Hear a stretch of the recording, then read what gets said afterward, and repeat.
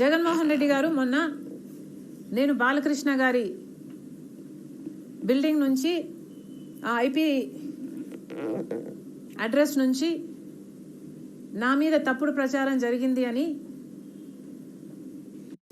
Case పెట్టాను, కావాలంటే నా మాటల్లోనే వినండి అని జగన్మోహన్ రెడ్డి గారు చాలా ఎంటర్టైనింగ్గా ఒక వీడియో క్లిప్ని కూడా అందరికీ చూపించడం జరిగింది. చాలా సంతోషం. కానీ జగన్మోహన్ రెడ్డి గారు, మీకు నిజంగానే చెల్లెల మీద ప్రేమ ఉండుంటే మీకు బాలకృష్ణ గారో లేక బాలకృష్ణ బిల్డింగ్ ఐపీ అడ్రస్ నుంచో మీ చెల్లెల మీద తప్పుడు ప్రచారం జరిగింది అని మీరు నమ్మింటే, మీకు తెలుసుంటే, మరి మీరు 5 సంవత్సరాలు ముఖ్యమంత్రిగా ఉన్నారు కదా. ఆ ఇష్యూ జరిగిన తర్వాత 5 సంవత్సరాలు మీరు ముఖ్యమంత్రిగా ఉండి ఏం గాడిదలు కాశారండి? ఎందుకు ఎంక్వైరీ వేయలేదు బాలకృష్ణ మీద? మీరు ఇప్పుడు చెల్లెల మీద ప్రేమ ఉన్నట్టు మీరు మాట్లాడుతున్నారే.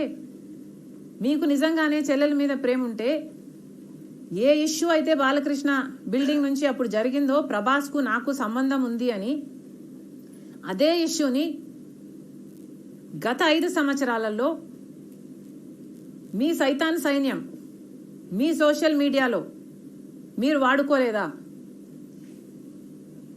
నేను ఏ రోజైతే కేసు పెట్టానో, ఇలా జరిగింది, నా మీద తప్పుడు ప్రచారం జరుగుతుంది అని ఏ రోజైతే కేసు పెట్టానో ఆ రోజే నేను ప్రభాస్ అన్న వ్యక్తిని ఇంతవరకు చూడలేదు అని చెప్పాను. ఈ రోజుటికి కూడా నాకు ప్రభాస్ అంటే ఎవడో తెలియదు. ఈ రోజుటికి కూడా చెప్తున్నా, ఆ రోజు ప్రమాణం చేశాను నా బిడ్డల మీద నాకు సంబంధం లేదు ఆయనతో అని. ఈ రోజు మళ్ళీ చేయడానికి కూడా చెప్తున్నా, నాకు సంబంధం లేదు ఆయనతో. నా బిడ్డల మీద ప్రమాణం చేసి చెప్తున్నా. జగన్మోహన్ రెడ్డి గారికి ఇవన్నీ తెలిసి కూడా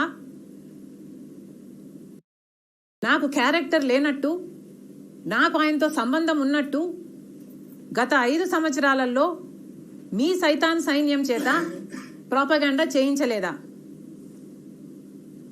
మీకా చెల్లెల మీద ప్రేమ ఉన్నది, సిగ్గుండాలి కదా.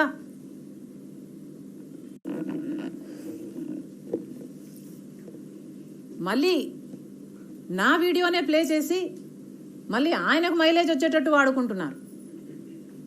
అంటే నా వీడియో పనికొస్తుందన్నా మీరు వాడేసుకుంటారు.